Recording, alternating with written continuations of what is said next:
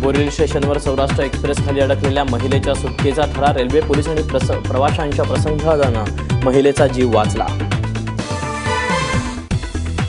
तळेगावातील अल्पवयीन मुलीवर अत्याचार प्रकरणाचा तणाव निवळला। खोटी टोलनाक्यावरील वाहतूक सुरू। रविवारच्या आंदोलनामुळे आज महामार्ग मोकळा। तळेगावातल्या दोषीला योग्य शासन करू मुख्यमंत्र्यांचं आश्वासन। पवारांकडूनही शांततेचं आवाहन। अफवा पसरवणाऱ्यांवर कारवाईचे पोलिसांचे निर्देश।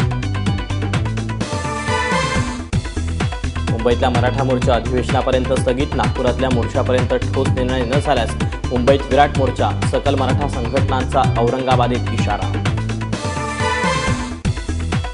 पंकजा मुंडे आणि नामदेव शास्त्रींमधल्या वादानंतर पोलीस आणि प्रशासन थेट भगवान गडावर। पंकजा मुंडे राजकीय भाषण करणार नाहीत, समर्थकांचं स्पष्टीकरण।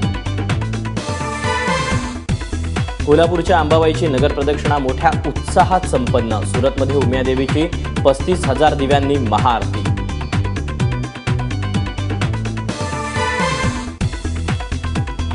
इंदूर कसोटी टीम इंडियानं ओलांडला 500चा टप्पा। कर्णधार विराट कोहलीचं द्विशतक तर रहाणेचं द्विशतक 12 धावांनी हुकलं।